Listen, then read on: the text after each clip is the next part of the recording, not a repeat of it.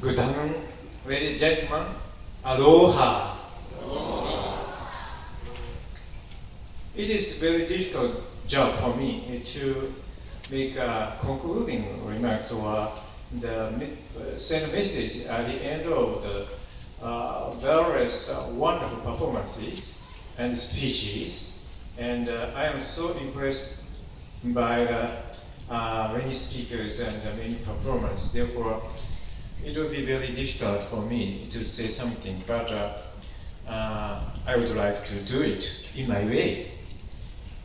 This was truly a remarkable afternoon, and my wife Yoko and I very much appreciate the opportunity to be here. First of all, I would like to thank the Honolulu Foundations for sponsoring this concert and to the many artist features this afternoon for treating us to be a great musical talents and an amazing set of performances. A special thanks also goes out to Pearl Harbor for providing a backdrop to make this special event a reality. As we sat here enjoying the afternoon's concert, it was at the same time a very surreal and solemn experience for us. After all, 2015 marks the 70th anniversary of the end of the World War II, and it was here, on board the USS Missouri on September 2nd, 1945, that the government of Japan signed the instrument of surrender. And December 7th is, of course, the day when Japan attacked Pearl Harbor. Following my arrival to Honolulu this past summer, I had the privilege to visit many important monuments and memorials to pay tribute to the souls of those who sacrificed their lives in World War II. I also had a great honor to attend some important events relating to World War II, as I did this morning. Yesterday, I counted how many times I visited Pearl Harbor within the past only 4.5 months, and I found it was more than 20 times. Every time I visit here, I have to think about the history. I have to think about people who sacrificed their lives in the war, and the people who did make utmost efforts to do reconciliation. I am reminded of how important and precious the peace we are enjoying truly is. I participated this morning in the 74th anniversary Pearl Harbor Day commemoration ceremony. I got a pamphlet this morning, and this is the pamphlet. The title is Pathway to Reconciliations, from Engagement to Peace. And I found also these logos, the flags of Japan and the United States. There are also many veterans who participated in the ceremony, and they took the tags with the flag of Japan and the United States. I was so impressed. There are also many veterans who survived Pearl Harbor. Maybe they were 90 years more older than 90 years old. And they were ready to wear such tags. Pearl Harbor, which was the symbol of the war and conflict between Japan and the United States, is now transforming itself into a place where we reaffirm our commitment to and pray for reconciliation and peace. It is with the dedicated efforts of both Japan and the United States in the last 7 decades that the partnership between our countries is now the best it has been in its history. It is in particular remarkable that the many veterans of both Japanese and American militaries who were in direct battle with each other have made tremendous effort toward reconciliation. It was the folks, both military and civilians, who dared to see former enemy as respectable individuals who helped to pave the way for friendship and mutual respect. Without their efforts, we could never imagine, among other things, events such as today's concert ever taking place.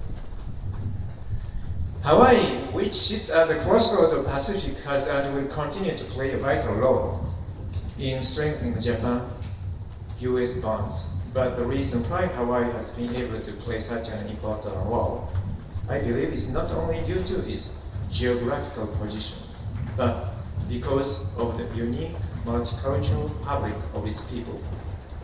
The people of Hawaii have made tremendous effort to live harmoniously.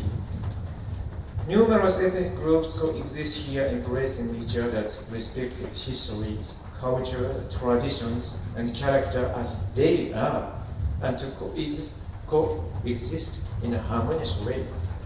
When we see the performance today, we are also reminded of it. To respect the differences of others and accept them is easy to say, but I think most difficult to do. This is what the Aloha Spirit is all about, and that which makes the difficult possible. Without Aloha Spirit and without Hawaii, I believe today's concert could not have been met with success that it did. Today's peace concert carries with it another important message, and that is that the responsibility for peace is not solely in the hands of our country's leaders, but with all of us. Grassroots efforts such as this event bring people of all walks of life together, enabling us with more opportunities to celebrate our similarities and respect and accept our differences. Thank you all for being a part of the peace that we enjoy presently, and thank you all for realizing today's peace concert and emphasizing our shared hope for continued peace for the sake of our children and grandchildren. I would like to conclude my remarks here, and thank you all for your kind attention, and mahalo liloa.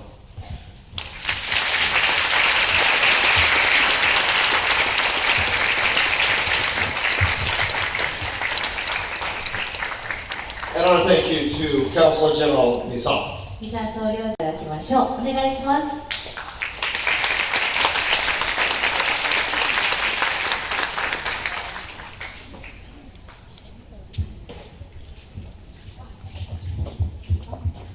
Aloha!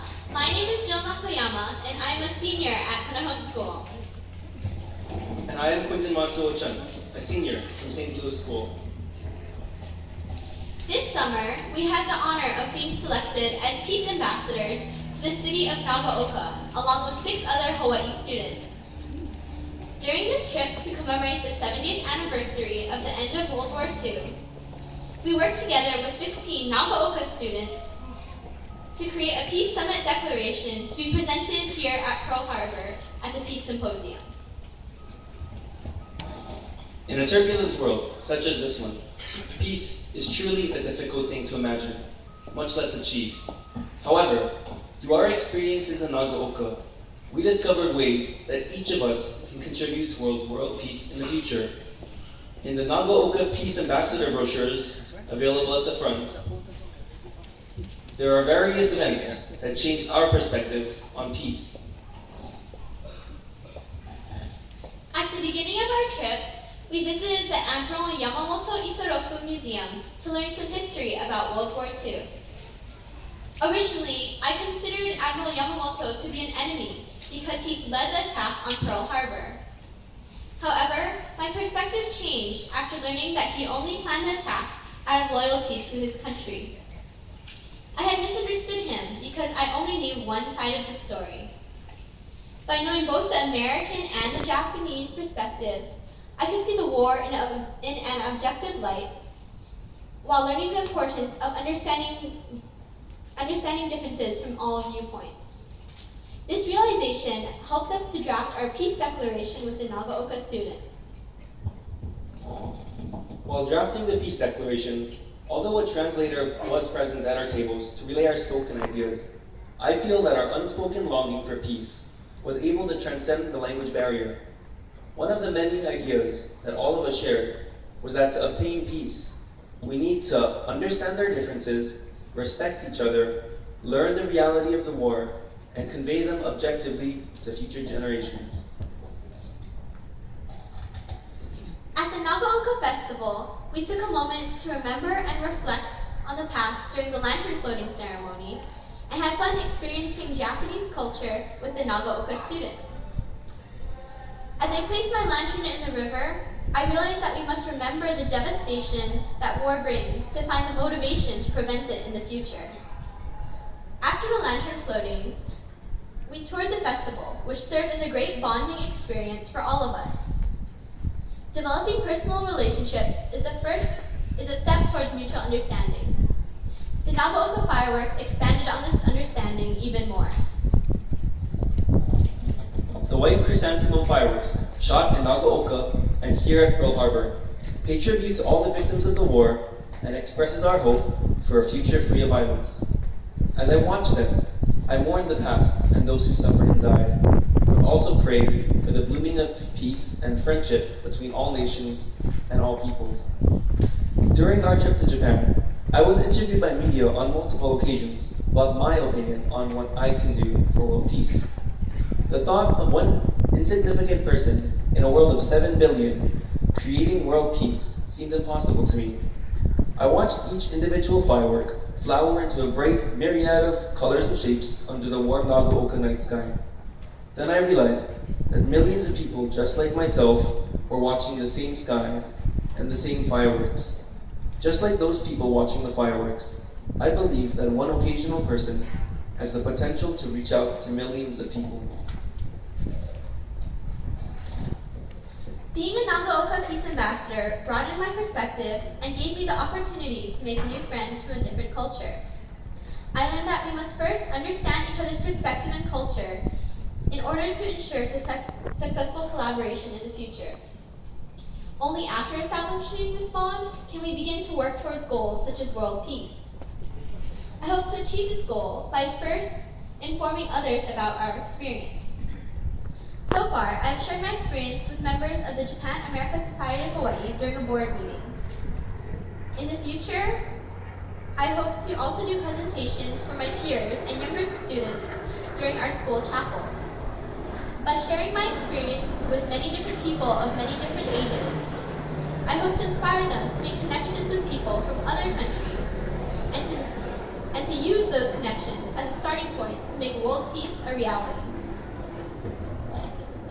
I can say with certainty that I got on the plane to Japan with an open mind and ready to learn. What surprised me was that I didn't only learn and gain insight on a new perspective, but that I lived it for an entire week. Being able to see and hear testimonies of what textbooks can only mention changed the way that I think and see the world. The friendships that we established in Japan serve as the foundation for me to go out and actively seek world peace, not just dream it.